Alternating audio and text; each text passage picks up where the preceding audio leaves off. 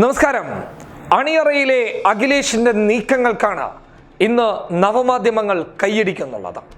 ഉത്തർപ്രദേശിൽ കോൺഗ്രസിനെ മാറ്റി നിർത്തിയുള്ള അഖിലേഷിന്റെയും മായാവതിയുടെയും സഖ്യത്തിനെ കോൺഗ്രസ് നേതൃത്വങ്ങൾ നോക്കിയത് വലിയ ആശങ്കയിലാണ്. BJPക്കാണ് കനത്ത തിരിച്ചടി നൽകുന്നതെങ്കിലും കോൺഗ്രസിനെ മാറ്റി നിർത്തിയതിൽ വലിയ രീതിയിലുള്ള പ്രതിഷേധങ്ങൾ കോൺഗ്രസിനകത്തു നിന്ന് തന്നെ ഉയർന്നു വന്നിട്ടുണ്ടായിരുന്നു. അഖിലേഷ് യാദവിനെ നോട്ടമിട്ടായിരുന്നു പല കോൺഗ്രസ് നേതാക്കന്മാരും പലയിടങ്ങളിലും പ്രതിഷേധങ്ങൾ അറിയിച്ചത്.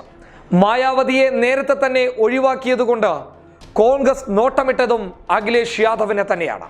രാഹുൽ ഗാന്ധിയുമായുള്ള അടുപ്പം ഏറെ നിലനിർത്തുന്ന ഒരു നേതാവാണ് എന്ന രീതിയിൽ തന്നെയായിരുന്നു അഖിലേഷ് യാദവ് കോൺഗ്രസിന് പ്രിയപ്പെട്ടവനായത്.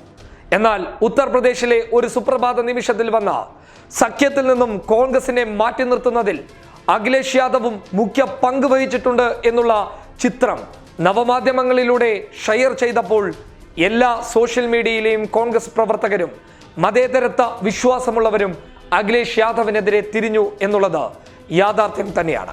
എന്നാൽ ഇപ്പോൾ അഖിലേഷ് യാദവ് മുന്നോട്ട് വന്നിട്ടുള്ളത് തൻ്റെ യഥാർത്ഥ നിലപാടുമായിട്ടാണ്. രാഹുൽ ഗാന്ധി പ്രധാനമന്ത്രിയാകുന്നതിൽ തനിക്ക് യാതൊരു വിരോധവുമില്ല. കോൺഗ്രസിനെ പിന്തുണക്കുക തന്നെ ചെയ്യും.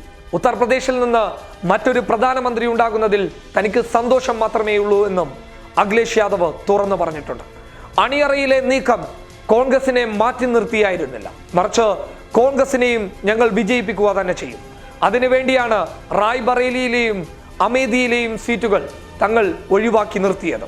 മറിച്ച് കോൺഗ്രസിന് എല്ലാവിധ പിന്തുണയും ലോക്സഭാ തിരഞ്ഞെടുപ്പിന് ശേഷം നൽകുമെന്നും അഖിലേഷ് യാദവ് പറഞ്ഞിട്ടുണ്ട്.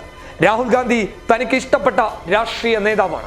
അദ്ദേഹവുമായുള്ള സൗഹൃദം താൻ നിലനിർത്തുക തന്നെ ചെയ്യും. അദ്ദേഹത്തിനെ പ്രധാനമന്ത്രിയാക്കുന്നതിൽ താനും തന്റെ പാർട്ടിയും പരിപൂർണ സന്തോഷവരാണ്. അതിനുവേണ്ടിയുള്ള എല്ലാവിധ ഒരുക്കങ്ങളും അണിയറയിൽ താൻ ചെയ്തിട്ടുണ്ടെന്നും അഖിലേഷ് യാദവ് പറഞ്ഞു. ഉത്തർപ്രദേശിലെ ഈ സഖ്യ നീക്കം BJPയെ തിരിച്ചടിക്കാനുള്ളതാണ്.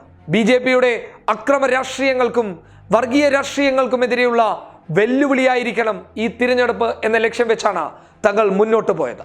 കോൺഗ്രസിനെ മാറ്റി നിർത്തിയെങ്കിലും ലോക്സഭാ തിരഞ്ഞെടുപ്പിന് ശേഷം കോൺഗ്രസുമായി സഖ്യമുണ്ടാക്കി അധികാരത്തിലെത്തുമെന്നും അഖിലേഷ് യാദവ് തുറന്നു കാണിക്കുന്നുണ്ട്. ഒപ്പം രാഹുൽ ഗാന്ധിയോടുള്ള സ്നേഹം തനിക്കൊരിക്കലും കുറഞ്ഞിട്ടില്ല എന്നും താൻ ആ സ്നേഹത്തിനുള്ള ഉത്തരം തിരഞ്ഞെടുപ്പിന് ശേഷം നൽകുമെന്നും അഖിലേഷ് യാദവ് കുറിച്ചിട്ടുണ്ട്. ഇത്തരം രീതിയിലുള്ള വാർത്തകൾ കടന്നു വന്നത് ദേശീയ മാധ്യമങ്ങളിലൂടെയാണ്. അണിയറയിലെ അഖിലേഷ് യാദവിന്റെ നീക്കം കോൺഗ്രസുമായുള്ള സഹകരണത്തിനെ ലക്ഷ്യമിട്ടിട്ടാണെന്നുള്ള വാർത്തകൾ നേരത്തെ തന്നെ വന്നിരുന്നുവെങ്കിലും അതിലുള്ള തീർപ്പ് യാഥാർത്ഥികമായത് അഖിലേഷ് യാദവിന്റെ പുതിയ പ്രസ്താവനയിലൂടെയാണ്. News desk public Kerala.